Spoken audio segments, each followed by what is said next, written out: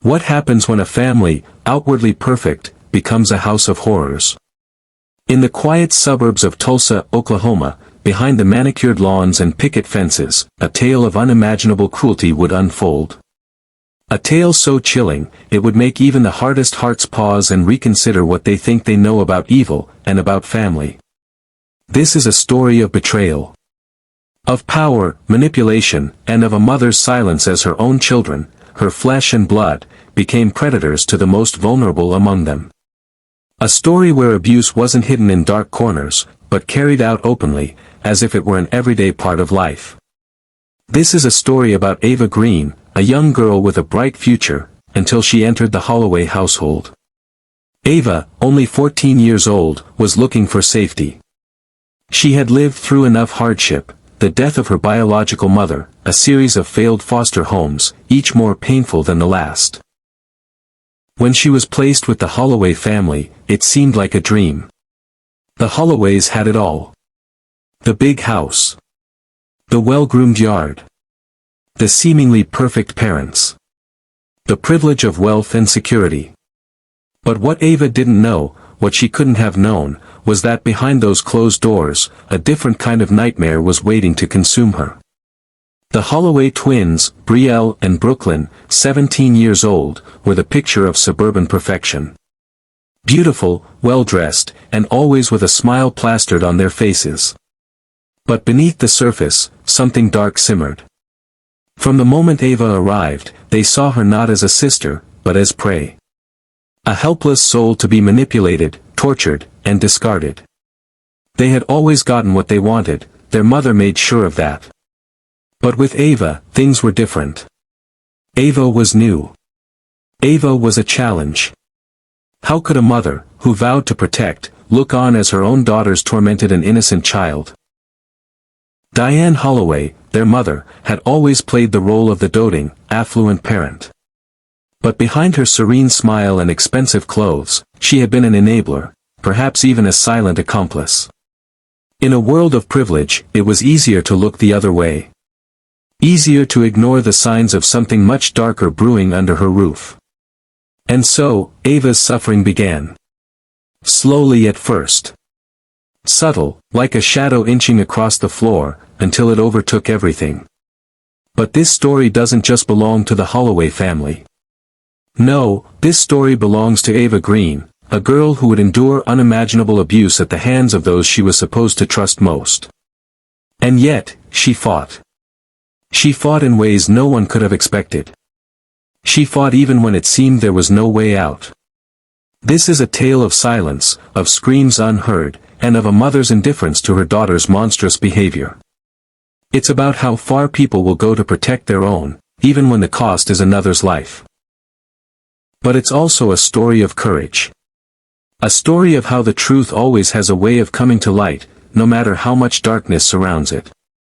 The Holloway family was about to learn that not even the most privileged can escape the consequences of their actions. Stay with us, because what you're about to hear will shake you to your core.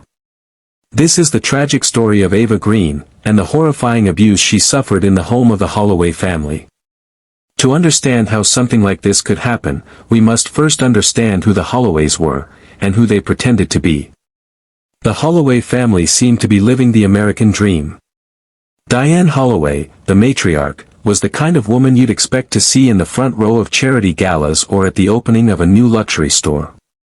At 46, she was still young, vibrant, and beautifully put together, always dressed in the finest designer clothes. She had married Stephen Holloway, a successful real estate mogul who made millions by flipping properties in upscale neighborhoods. Together, they were untouchable, or so they thought. They lived in a sprawling mansion just outside Tulsa, a house with walls so high they could have been made of stone. Their home reflected everything the Holloways stood for: wealth, status, and a carefully curated appearance of perfection. On the surface, they were the ideal family, one that many would envy. But behind the glittering facade, things were far from perfect. Stephen, for all his business success, was often absent. His long hours at work and frequent business trips left Diane to manage the household. Diane, who was so obsessed with maintaining her outward image of success, often overlooked what was happening within her own walls. She prided herself on having everything under control. But her control, like her world, was fragile. She turned a blind eye to the small, unsettling behaviors that should have raised alarms. She ignored the whispers, the strange looks exchanged between her daughters when she wasn't watching, and the way Brielle and Brooklyn's charm quickly turned into something more sinister. She believed that because they were her daughters, they could do no wrong. But even a perfect family has cracks. Brielle and Brooklyn, identical twins, both 17 years old, were the stars of the Holloway household. They were beautiful in that effortless, almost ethereal way that seemed to stop people in their tracks. Long, flowing hair, high cheekbones, and an air of arrogance that oozed from every interaction. The twins were spoiled, selfish, and entitled, their every whim catered to by a mother desperate to maintain her perfect image of motherhood. But it wasn't just that they were spoiled. It was that they had learned early on how to manipulate people, especially their mother. Brielle was the bolder of the two, the one who always took the lead. She was loud, confident, and almost dangerously persuasive. Brooklyn, on the other hand, was quieter, more calculating. She liked to sit in the background, waiting for the perfect moment to strike. Together, they were a force. One that no one could control. They'd gotten away with everything, from stealing from their mother's closet to bullying classmates, and had learned that there were no consequences for their actions. They were untouchable. Then there was Ava. Ava Green was the new girl in their lives. A fragile, quiet teenager, only 14, who had been bounced from foster home to foster home. Life had not been kind to Ava. She had lost her mother when she was just a young girl, her father was never around, and the few relatives who had cared for her were distant and emotionally unavailable. She was a quiet soul, artistic in nature, with big, bright eyes that seemed to see everything and nothing at the same time. Ava wasn't like the Holloway girls. She wasn't loud. She wasn't spoiled. She didn't know how to manipulate her way into the good graces of others. When she was placed in the Holloway home, it seemed like a dream come true. The family was wealthy, and the house was beautiful. Ava had heard about their reputation. Brielle and Brooklyn were the talk of the school, perfect students, beautiful, and always in the spotlight. For a girl like Ava, who had never experienced the comforts of a stable home, it was everything she'd dreamed of. She thought she'd finally found a place where she would be loved, cared for. But love and care were the last things Ava would find in that house. The cracks in the Holloway family had already begun to show long before Ava came into the picture. The twins had a history of cruelty, but it was always brushed under the rug. At school, they were known for picking on weaker students, making their lives miserable in ways that no teacher could see.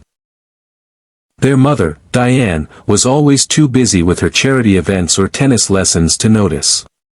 And even when she did, she made excuses. "They're just girls," she'd say, "they'll grow out of it." But Brielle and Brooklyn didn't grow out of it. They grew more powerful. And they knew the one thing that could make them feel invincible: control. Control over their mother. Control over each other. And now, control over Ava. As the weeks passed after Ava moved in, the twins began to show their true colors. At first, it was subtle. Small, innocent pranks. Moving Ava's things around in her room, hiding her clothes, smearing peanut butter on her toothbrush. Things that seemed like harmless teenage behavior. But for Ava, it was an invasion. She was in a new place, trying desperately to fit in, and it felt as though everything she did was met with mockery. At first, she told herself it would get better. She'd try harder to fit in. But every day, it got worse. Brielle and Brooklyn began to escalate their cruelty. They'd say things to her, cruel, biting remarks about her appearance, her personality, even her past. "You're just a charity case," Brielle would sneer, her eyes glinting with malice. "You don't belong here. You're just another poor little foster kid who doesn't know how to live like we do. Brooklyn, always the quieter one, would echo her sister's words, but in a much more calculated way. She would corner Ava in the hallways, making her feel small and insignificant. "You're nothing," she'd whisper, her tone low and threatening. "You'll never be one of us. You'll always be the outsider." And Diane?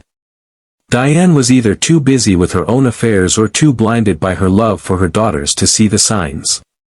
She never intervened. Never once stepped in when things got out of hand. Ava was trapped in a house full of strangers, a house that was supposed to be her sanctuary but was becoming more and more like a prison. A prison where the guards were her tormentors, and her only crime was wanting to belong. But the worst was yet to come. As the summer drew to a close, and Ava's stay with the Holloways seemed to stretch on endlessly, a sense of inevitability began to settle over her. She knew it wouldn't be long before things would spiral further. What she didn't know, what she couldn't have known, was just how far things would go. The first real warning sign came on a humid Tuesday afternoon, when the twins invited Ava to join them for a girls' night. They promised it would be a fun time, movies, junk food, and gossip. Ava, desperate for acceptance, agreed. But when she walked into the living room that night, she quickly realized it wasn't a girls' night at all. It was a setup. Brielle and Brooklyn had been planning it for days. They had been waiting for the right moment, and tonight, under the dim light of the chandelier, they would make their move. The moment Ava stepped through the door, they slammed it shut behind her. The trap had been set. And so, the story began to spiral, into darkness, pain, and abuse that no child should ever endure. What started as taunts and pranks would soon evolve into something far more disturbing. A descent into madness, where control became the ultimate weapon, and Ava's world would be shattered forever. But this is not where the story ends. No. This is where it truly begins. As the days passed, the Holloway household became a silent battleground, one that no outsider could see. To the outside world, they were just another perfect family. But beneath that polished surface, Ava Green was about to be plunged into a nightmare from which she would never fully recover. It was a Thursday evening when the cruelty reached its breaking point. Brielle and Brooklyn, always in control, had been planning their latest act of torment for weeks. What had started as small pranks had escalated to something darker, something far more malicious. Ava had endured taunts, slurs, and humiliation day in and day out. She was an outsider in their world, and they made sure she felt it every single moment. That night, as Ava entered the living room under the guise of joining their girls' night, she had no idea what was in store. Brielle greeted her with her usual sly smile, and Brooklyn, as always, kept to the background. But this time, it was different. The air in the room felt thick, charged with a malevolent energy that made Ava's skin crawl. The twins had set the scene, an assortment of snacks scattered across the coffee table, dim lighting casting shadows across the room, and the faint sound of music playing from the speakers. But there was something off about the atmosphere. Brielle's grin was colder, more calculating, while Brooklyn watched her twin with an intensity that suggested a predator preparing to strike. Ava sat down, hoping for a semblance of normalcy, but as soon as she did, the twins moved with swift precision. Brielle locked the door, cutting off any chance of escape, while Brooklyn stood in front of the only window, pulling the blinds shut. It was then that Ava realized something was terribly wrong. They weren't pretending anymore. This wasn't some game or harmless prank. This was something far darker, something she could not escape. The next few hours unfolded in a blur of pain and terror. Brielle and Brooklyn took turns humiliating Ava, verbally, emotionally, and physically. They had rehearsed this, practiced it in their twisted minds, knowing exactly what buttons to push, what words to say to break her down. It started with a series of cruel insults, jabs at Ava's appearance, her background, her family, everything they knew would hit hardest. But soon, words weren't enough. Brielle grabbed Ava by the arm, pulling her up from the couch with a strength that belied her delicate frame. She shoved Ava toward the kitchen, where Brooklyn was waiting with a cruel smile. In the kitchen, the twins took turns shoving Ava into the walls, pushing her to the ground, and laughing as she struggled to stand. It wasn't just physical, it was mental. Brielle kept repeating, "You're nothing. You're never going to be anything. You don't belong here." Brooklyn echoed her sister's words, taking pleasure in the fear and desperation in Ava's eyes. For hours, they continued, until Ava could barely keep her head up. They forced her into uncomfortable positions, made her perform menial tasks for their amusement, and humiliated her at every turn. The mother, Diane, remained oblivious or indifferent, pretending not to notice, retreating into her own world. She was too wrapped up in her image, her social calendar, and her duties as a perfect suburban mother to notice the torment being carried out right under her nose. The abuse didn't stop when Ava cried out. It only fueled the twins further. Brielle shoved a pillow into Ava's face to muffle her screams, while Brooklyn held her down with an iron grip. The terror in Ava's eyes only made the twins more insistent, more confident in their power over her. And then, when Ava could no longer resist, when she lay there, broken and weak, Brielle whispered, "You'll never leave here. You'll never be good enough." Ava was lost. At some point that evening, the twins left her on the floor, a bruised, exhausted heap. They stepped over her as though she were nothing more than an obstacle in their way. It wasn't until the following morning, when Diane Holloway finally came downstairs and found Ava in a disheveled state, that she realized something was wrong. But even then, Diane didn't ask questions. She didn't rush to her foster daughter's side. Instead, Diane stared at Ava for a long moment, her eyes calculating. She said nothing and walked out of the room, as though this was just another inconvenience in her life. It wasn't until an hour later, when Ava was found unconscious in the yard, that the truth came to light, but even then, it was only because a neighbor had seen her fall and had called 911. The emergency response was swift, but the damage had already been done. Ava was rushed to the hospital, where doctors found signs of severe trauma, bruises all over her body, some old, some fresh. She was dehydrated, exhausted, and malnourished. Her injuries told a story of prolonged abuse, one that had been happening under the Holloway's roof for far longer than anyone had realized. Detective Jordan Wells was assigned to the case. A seasoned investigator, Wells had seen his share of child abuse cases, but something about this one hit him differently. This wasn't just physical abuse, it was psychological. It was calculated, planned. It was cruelty disguised as family. The Holloways were questioned immediately, but their responses were eerily calm. Diane Holloway, in particular, was unshaken.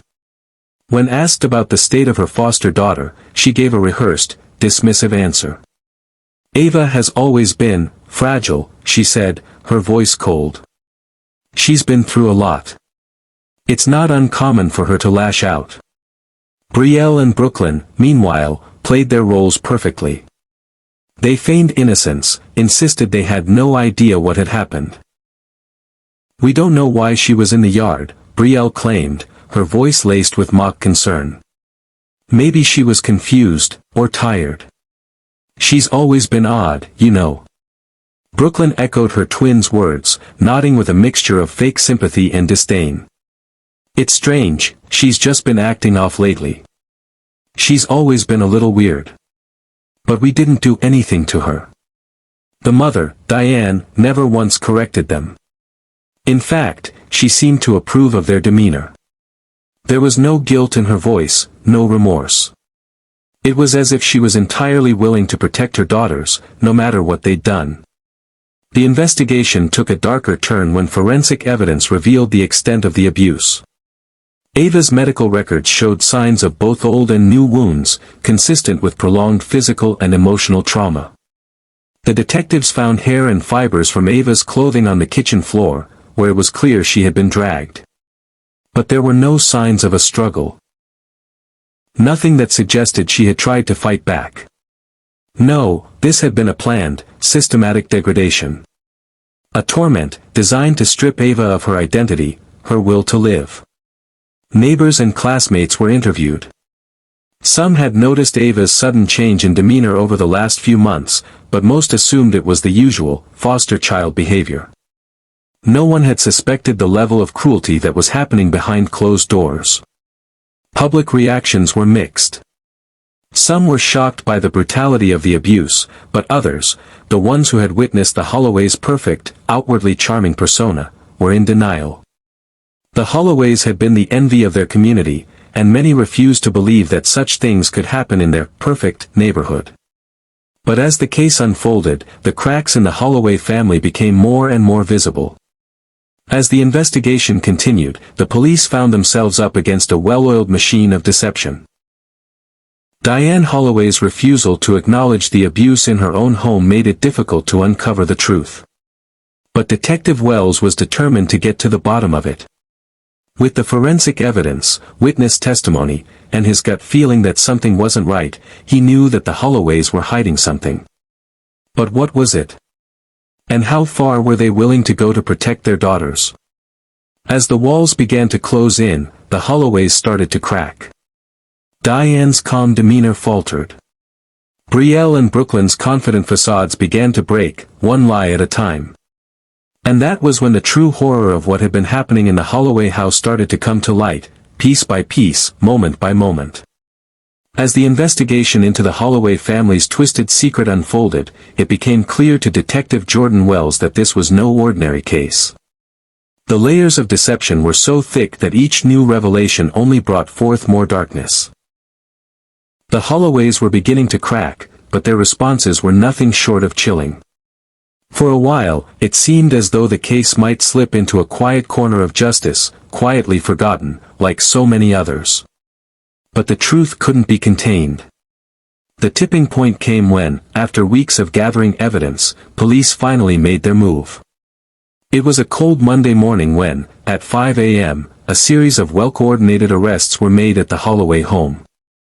Diane Holloway, the mother, was arrested first, her expression unchanged, a faint smile playing at the corner of her lips. She didn't protest.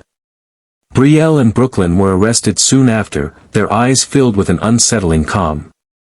No words were exchanged between the three as they were led out of the house in handcuffs. Brielle glanced at her twin sister, a silent understanding passing between them. Brooklyn simply nodded. They were prepared for this moment. They had known it was coming, had been anticipating the consequences of their actions, but there was no fear in their eyes, no remorse. To them, the arrest was just another hurdle to overcome, just another part of the game they'd been playing for years. The charges that followed were as brutal as the crimes they had committed. Diane Holloway faced charges of child neglect, failure to protect, and child endangerment. But it was Brielle and Brooklyn, the twins at the heart of the abuse, who faced the most serious charges, assault, aggravated abuse, and, in the most severe of cases, the potential for charges of attempted murder. Ava's testimony, combined with the forensic evidence and witness statements, painted a picture of unrelenting cruelty that was hard to ignore. The prosecution, led by Assistant District Attorney Sarah Martinez, wasted no time in pressing for justice. Martinez was known for her tenacity, and she knew this case would be a major test of her abilities. Ava's strength in speaking out about what had happened to her was both heartbreaking and inspiring, but it was also the key to the prosecution's strategy. Ava's story was pivotal. For hours, the young girl was questioned, her bravery shining through despite the obvious trauma. As she spoke, recounting the horrific details of her life in the Holloway household, the courtroom fell silent. She spoke of the twins' twisted games, the cruelty they had inflicted upon her, and the isolation she had felt. Ava's words, delivered with a trembling voice yet unwavering courage, became the foundation of the prosecution's case. But the defense was not going to go down without a fight. The Holloway family had wealth, influence, and the best legal team money could buy. They hired renowned criminal defense attorney Richard Graves, a man who had made a name for himself defending high-profile clients in even the most difficult cases. Graves, with his sharp mind and ruthless tactics, would prove to be a formidable opponent for the prosecution. In his opening statements, Graves painted the Holloway family as victims of circumstance. He suggested that the twins' behavior had been exaggerated, that they were simply misunderstood, and that Ava's testimony was unreliable due to her emotional state.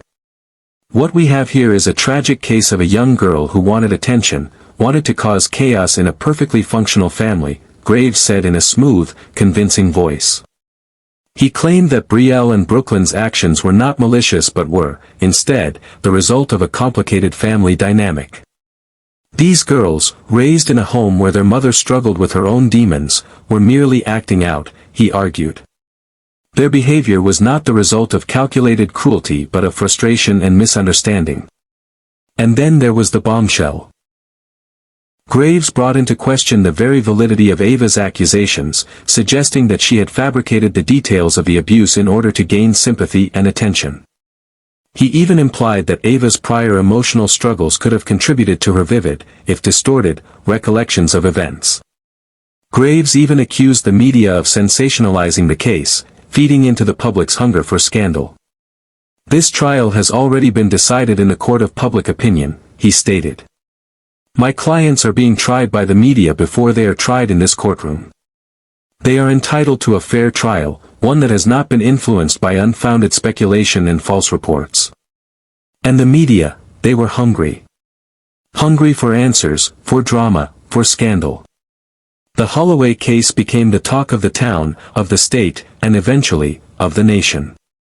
Every headline screamed about the spoiled, privileged twins who had abused their foster sister under the very nose of their indifferent mother.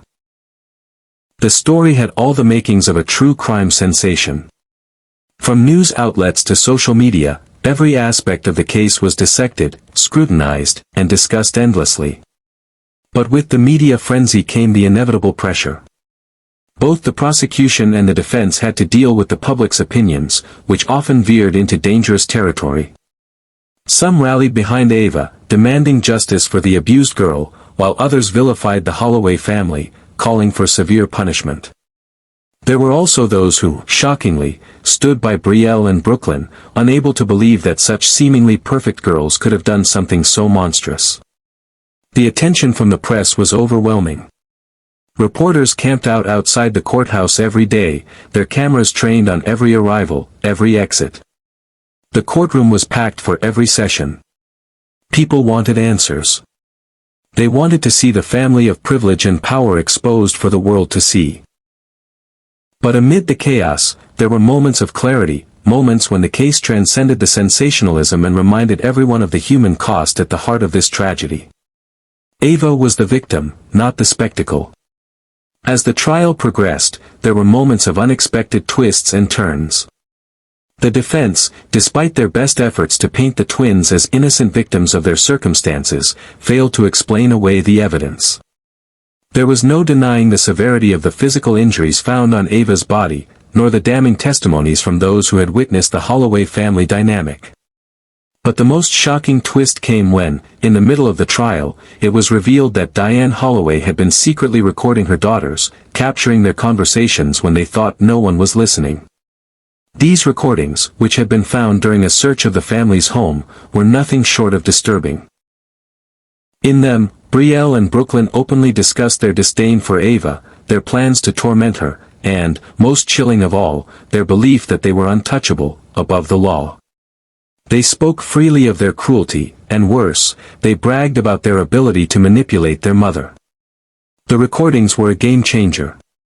The prosecution used them to further solidify their case, showing that the abuse was not the result of misunderstanding or youthful rebellion, but rather, a pattern of deliberate and calculated cruelty.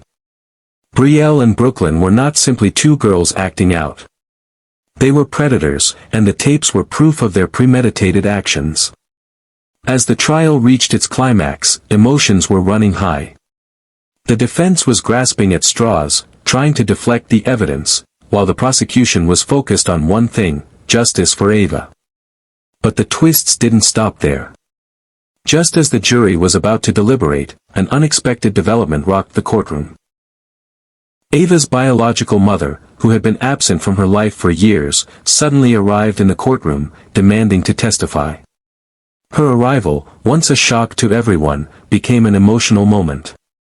She explained the reasons why she had placed Ava in foster care, acknowledging that she had made mistakes but also voicing her deep regret. She spoke about the broken system that had failed her daughter, about the neglect she had suffered before being placed with the Holloways. Her testimony was raw and emotional, and it shifted the narrative once again.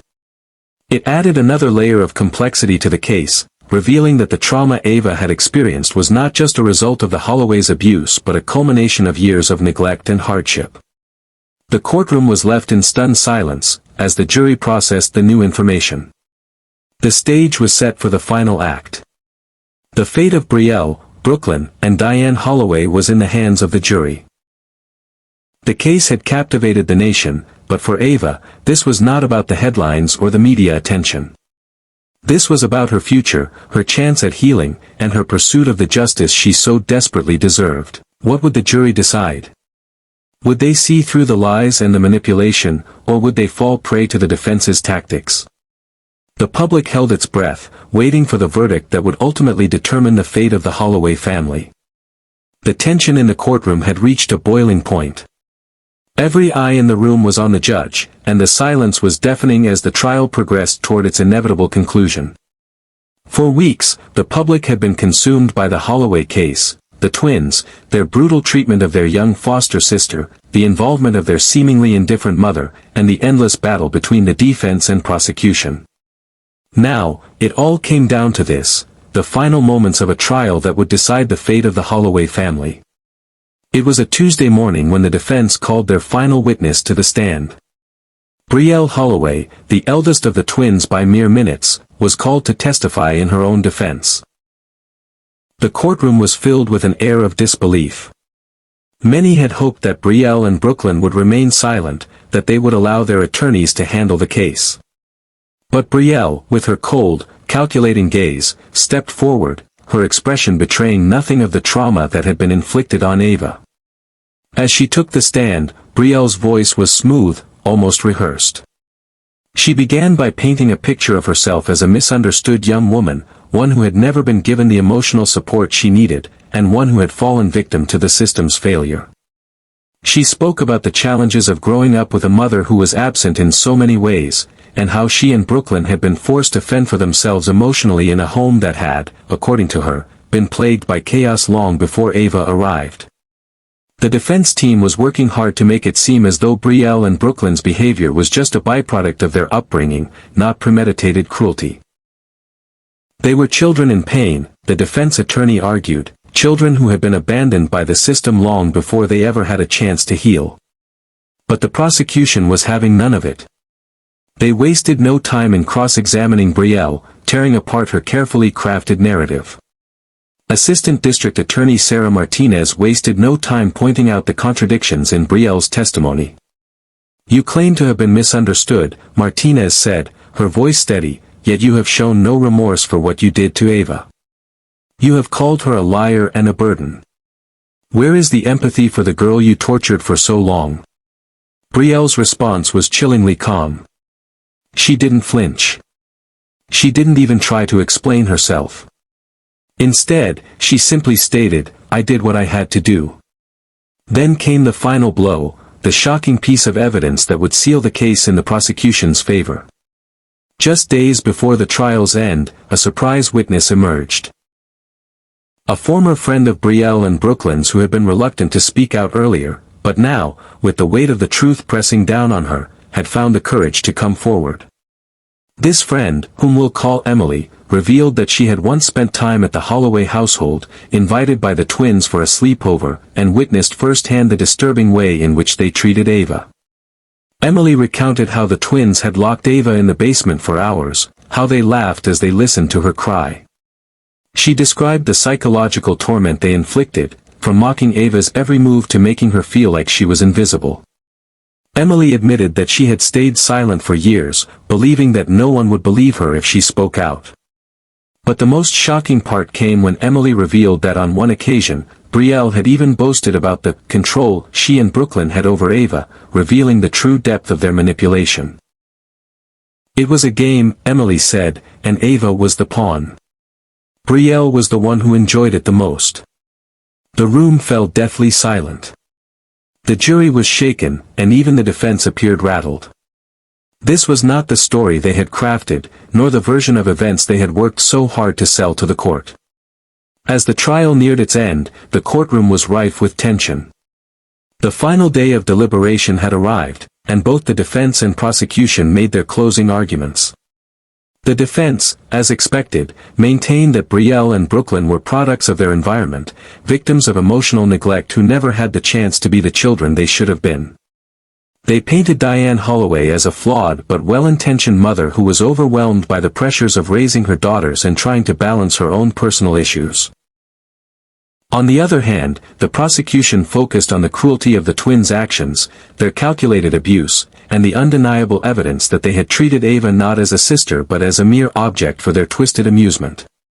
Ava was their plaything, their target, and their victim, Martinez stated passionately in her closing argument. And this abuse was not an accident. It was not a momentary lapse of judgment. This was cold, deliberate, and calculated behavior. As the judge gave the jury their final instructions, the weight of the case rested heavily on their shoulders. They had seen the evidence, heard the testimonies, and felt the emotional turmoil that had plagued everyone involved. Hours passed as the jury deliberated. The clock seemed to tick on forever as everyone in the courtroom held their breath. Outside, the media frenzy continued. People were glued to their televisions, eager for any new information, and social media was ablaze with speculation. The Holloway case had consumed the public's attention for weeks, and now, the world awaited the final outcome. Finally, the jury returned to the courtroom. The moment of reckoning had arrived. The judge called the room to order, his gavel striking sharply against the silence. All eyes were on the jury foreman as he stood, holding the fate of the Holloway family in his hands. "We the jury," the foreman began, his voice trembling slightly, "find the defendants, Brielle and Brooklyn Holloway, guilty of all charges, including aggravated assault, child abuse, and attempted murder." Gasps filled the courtroom. Brielle and Brooklyn exchanged a glance, a fleeting moment of disbelief that quickly faded into something far darker, far colder. As the jury continued to read their verdict, announcing the guilt of Diane Holloway for child neglect and failure to protect, the reality began to sink in for everyone. The justice system had spoken, and the Holloway family would now face the consequences of their horrific actions. The sentencing hearing was set for the following week, and as the day drew nearer, the weight of the verdict hung heavy in the air. The Holloways stood, shackled and silent, as the judge prepared to impose their punishment. Brielle and Brooklyn were sentenced to life in prison without the possibility of parole. The judge's words were sharp, condemning their actions as heinous and unforgivable. "You had every opportunity to change, to help that girl, but instead, you chose to destroy her. You are not just guilty of hurting her physically, you've wounded her soul. And for that, you will pay the price." Diane Holloway, the mother who had stood idly by as her daughters tortured a defenseless child, was sentenced to 25 years in prison. The judge acknowledged her role in allowing the abuse to happen under her roof, despite clear signs that something was terribly wrong. The Holloway family's fate was sealed, but the true cost of their actions was still far from over. For Ava, the trial had been an agonizing journey, but it was a necessary one. As she left the courtroom, her head held high, the weight of the verdict finally settled on her. She had not only fought for herself but for every child who had ever suffered in silence. The public had mixed reactions to the verdict. Some felt justice had been served, while others expressed disbelief that such a tragedy had unfolded under the same roof as a seemingly perfect family. But one thing was clear, the Holloway family's reign of terror was finally over.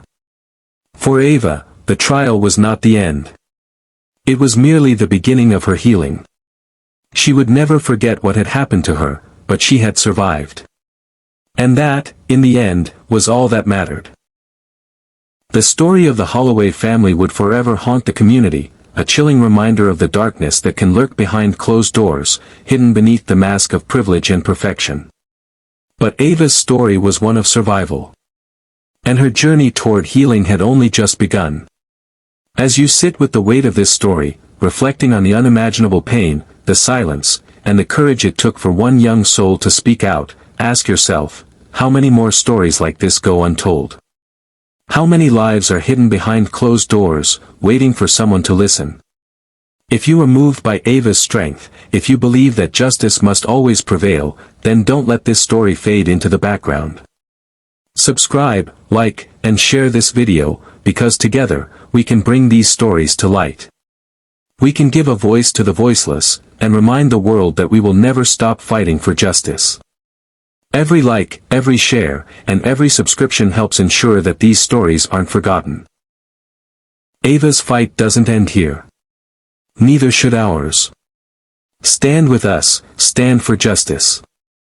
And remember, your voice matters. Subscribe. Like. Share.